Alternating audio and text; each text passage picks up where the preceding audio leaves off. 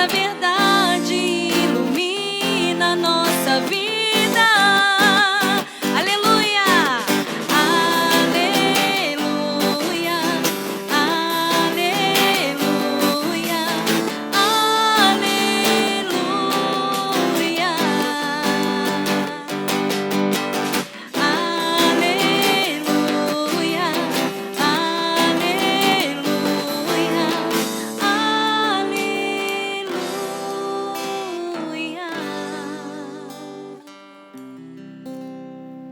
O Senhor esteja convosco. Ele está no meio de nós. Proclamação do Evangelho de Jesus Cristo, segundo Marcos. Glória a vós, Senhor. Naquele tempo, Jesus saiu da sinagoga e foi com Tiago e João para a casa de Simão e André. A sogra de Simão estava de cama, com febre, e eles logo contaram a Jesus. E ele se aproximou, segurou sua mão e ajudou-a a levantar-se. Então a febre desapareceu e ela começou a servi-los. À tarde, depois do pôr do sol, levaram a Jesus todos os doentes e os possuídos pelo demônio. A cidade inteira se reuniu em frente da casa. Jesus curou muitas pessoas de diversas doenças e expulsou muitos demônios. E não deixava que os demônios falassem, pois sabiam quem ele era. De madrugada, quando ainda estava escuro, Jesus se levantou e foi rezar num lugar deserto. Simão e seus companheiros foram à procura de Jesus. Quando o encontraram, disseram: todos estão te procurando. Jesus respondeu: vamos a outros lugares, às aldeias da redondeza. Devo pregar também ali, pois foi para isso que eu vim. E andava por toda a Galileia, pregando em suas sinagogas e expulsando os demônios. Palavra da salvação. Glória a vós, Senhor.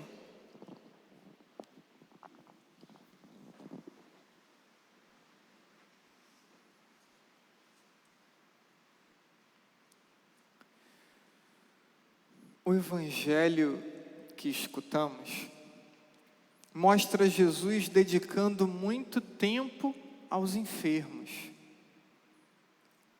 os atendendo e os curando. Começa pela sogra de Pedro e depois uma grande multidão. Embora a enfermidade faça parte de nossa vida, não nos habituamos a ela. Ela traz uma ideia de fim da vida, de preocupação com a vida. Não só por ser muitas vezes severa e grave, mas porque nós fomos feitos para a vida e a enfermidade como que aponta para a morte. Sentimos uma ânsia muito grande de perpetuar nossa existência e pensamos logo em prolongar nossa vida terrena. E a enfermidade, ela sinaliza a possibilidade do fim de nossa existência terrena. E por isso nos preocupa tanto. No entanto, ignoramos muitas vezes que fomos criados para a eternidade.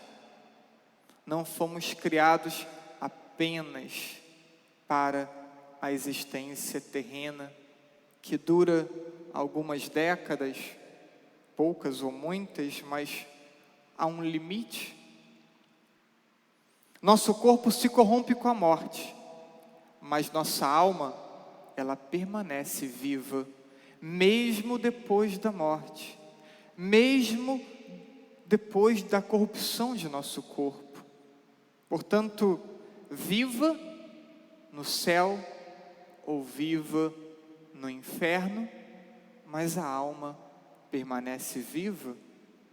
Desse modo, a inquietação com o fim de nossa vida terrena, ela na verdade sinaliza que fomos criados para o céu, que fomos criados para a eternidade. Assim, precisamos superar a ideia imediata da enfermidade como debilidade do corpo apenas. Pensamos a enfermidade, pensamos apenas no corpo. Precisamos ponderar sobre a enfermidade que debilita a alma que não se corrompe com o fim da vida. Nos preocupamos tanto com o corpo e esquecemos da alma que dá vida ao corpo. Vemos então que a verdadeira e mais profunda enfermidade do homem não resulta da debilidade do corpo, mas da ausência de Deus, da verdade e do amor. A ausência de Deus, a ausência da verdade, a ausência do amor debilita muito mais profundamente o homem do que a ausência da saúde. Diz o Papa Bento XVI: só a reconciliação com Deus pode dar-nos a cura autêntica, a verdadeira vida.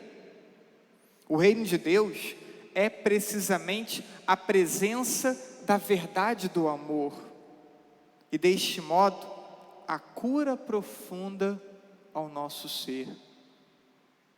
Compreende-se, portanto, porque em Jesus a pregação e as curas que realizam estejam sempre unidas.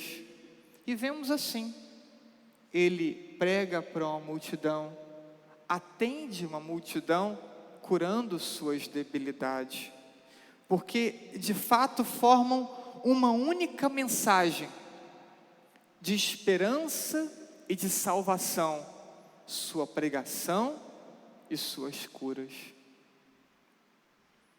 Podemos lembrar daquele homem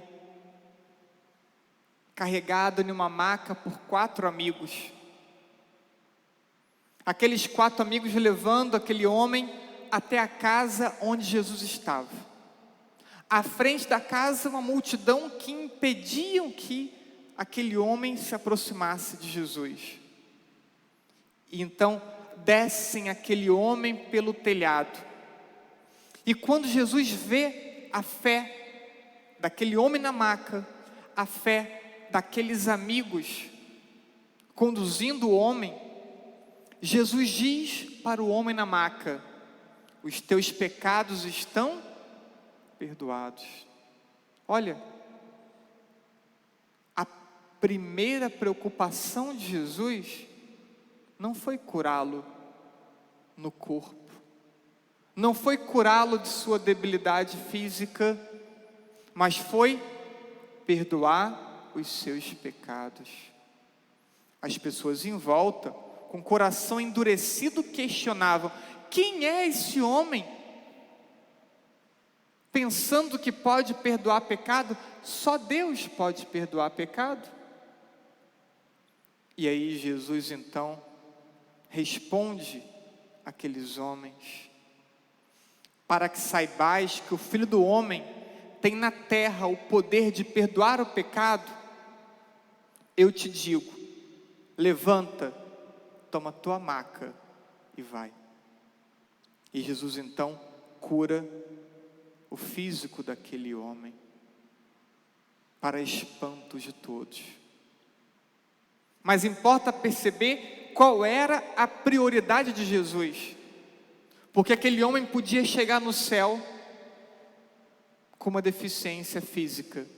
Mas aquele homem não poderia entrar no céu com a sua alma marcada pelo pecado. E a preocupação de Jesus não era dar uma melhor qualidade a ele naquele momento, mas era prepará-lo para a eternidade.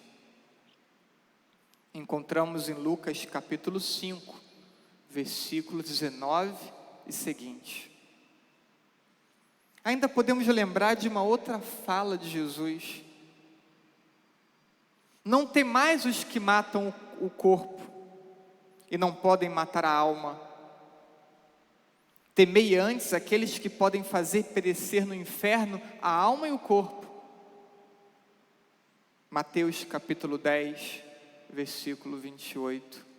Nos preocupamos tanto com o corpo e Jesus aponta a preocupação para a enfermidade da alma. Quantos estão com a sua saúde em perfeito estado, mas sua alma totalmente enferma?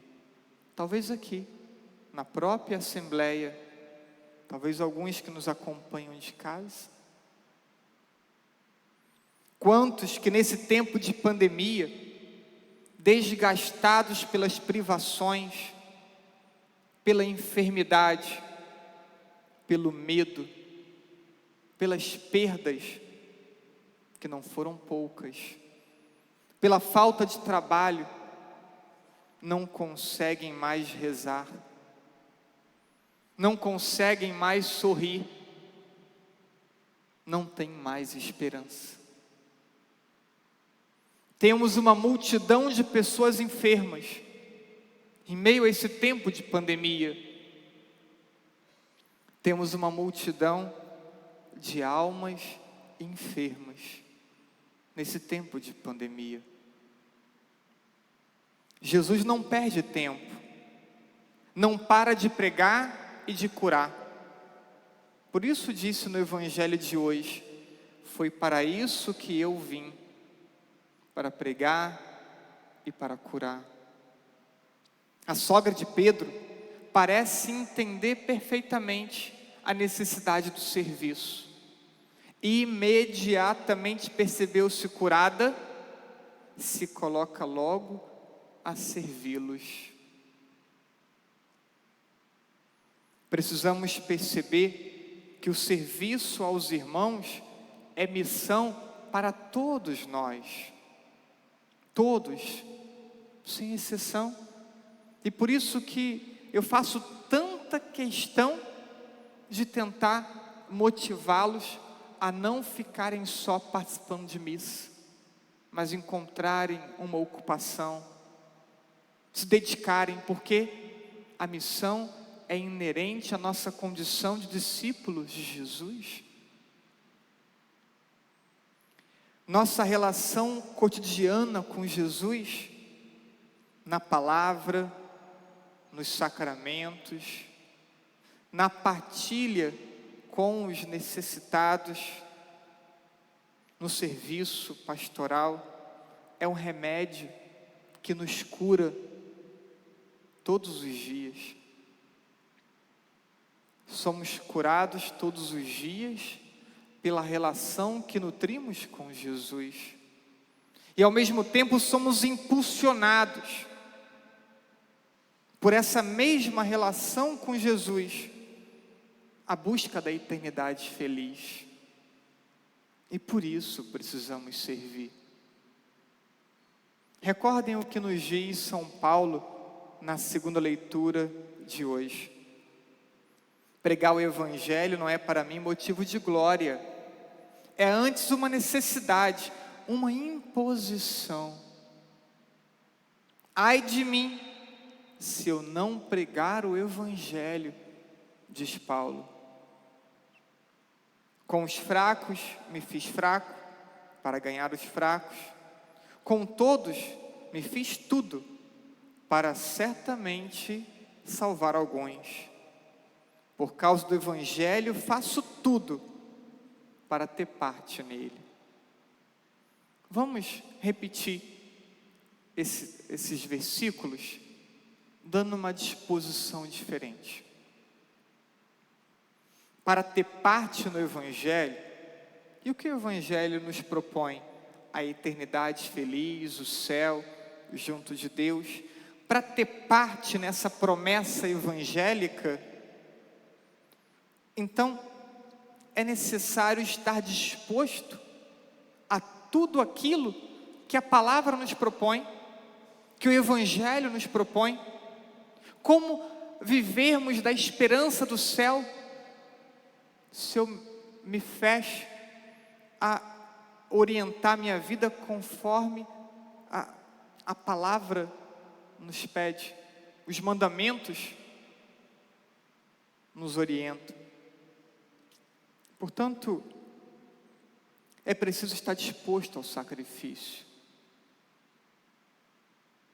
Assumir a palavra é abrir mão de alguma coisa, é abrir mão de algum modo de pensar, é abrir mão de algum modo de comportamento. Não dá para ter tudo. Fazer a escolha pelo Evangelho é abrir mão de alguma coisa, ou abrir mão de muita coisa. E é preciso fazer uma escolha para termos coerência. Transmitir os ensinamentos de Jesus é a principal missão dos cristãos. Se a fé é importante para nós, ela também é importante para o outro. E por que então me silencio, me omito, me calo? É preciso nos aproximar das pessoas e esgotar nossa criatividade para levar a cura de Jesus à alma e ao coração delas. Falar de Jesus, levar Jesus é a nossa missão. Mas como fazer isso com indiferença, com distância? Preciso me aproximar das pessoas. Preciso me cercar de criatividade e não perder a oportunidade para apresentar Jesus, seu amor e sua misericórdia. Não levamos Jesus às pessoas, nos mantendo distantes delas. E ainda nos dedicaremos a muitos e alcançaremos alguns. Olha o que diz São Paulo. Às vezes ficamos um tanto quanto frustrados, porque fazemos 5, 6 convites, e às vezes um só aceita, nenhum aceita. Catequese, nos dedicamos à catequese de adultos, de crianças, a centenas, e perseveram, alguns poucos perseveram. Mas é assim, não podemos nos abater por isso. Talvez aquela semente semeada, ela só vá frutificar daqui a muitos anos, mas ficou lá semeado no coração a palavra de Deus, ficou semeada lá no coração a experiência que fez com o amor de Deus. E talvez não seremos nós a colher aquilo que nós semeamos. Uns semeiam, uns regam, outros colherão. Portanto, essa palavra de Paulo é importante para todos nós que nos dedicamos à evangelização, que nos dedicamos aos trabalhos pastorais, para que não nos frustremos diante do aparente pouco resultado que às vezes temos em nossos serviços pastorais. O padre celebra para muitas centenas de pessoas no fim de semana. Todo mundo está com o coração aberto? Não. Todo mundo acolhe e automaticamente assume um caminho de conversão? Não. Pessoas que estão comigo na paróquia aqui há 5, 6 anos e não mudaram de vida até hoje. Estão na mesma vida que tinham quando eu cheguei. E não são poucos. Nos dedicaremos a muitos e salvaremos alguns.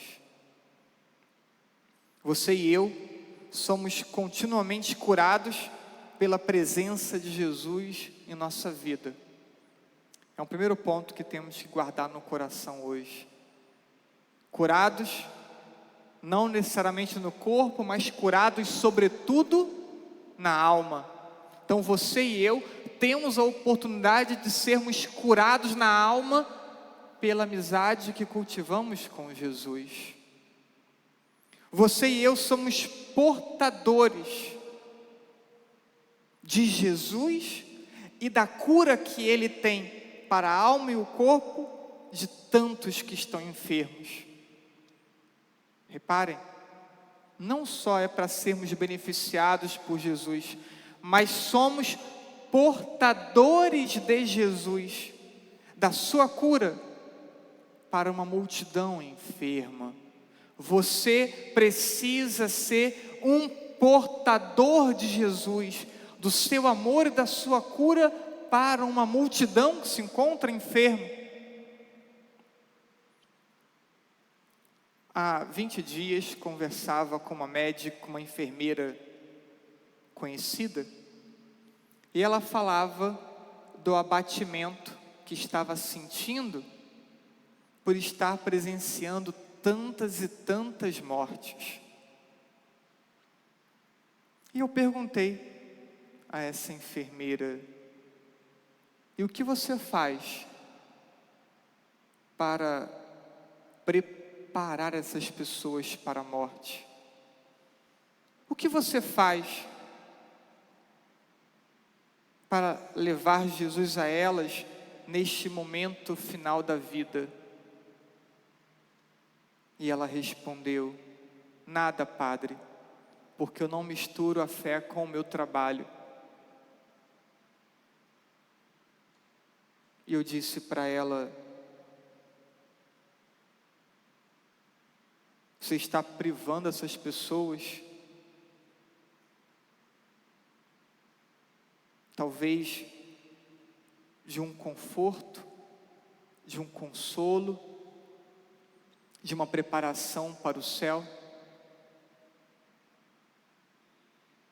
O padre não vai mais ter acesso àquela pessoa, talvez o familiar não vai ter mais acesso àquela pessoa, e você era a única presença de Jesus que tinha ao lado daquela pessoa, e você responde: eu não misturo a fé com o meu trabalho.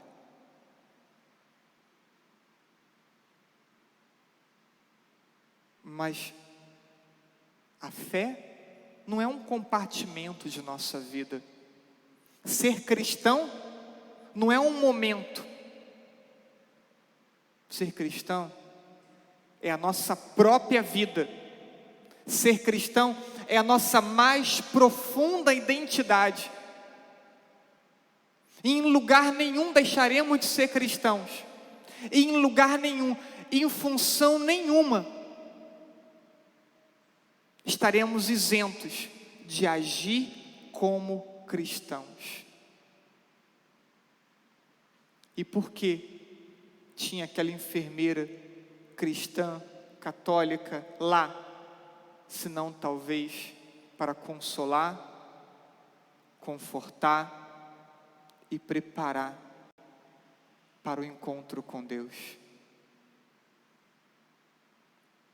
A nossa missão é manifestar gratidão. A nossa missão é manifestação de gratidão, porque fomos antes alcançados por Deus. Fomos alcançados pelo amor de Deus. E tudo aquilo que fazemos então, como trabalho pastoral, como evangelização, é uma resposta de gratidão que devemos ter. Não nos omitamos. Deus quer contar conosco. Não nos omitamos. Deus quer contar com você.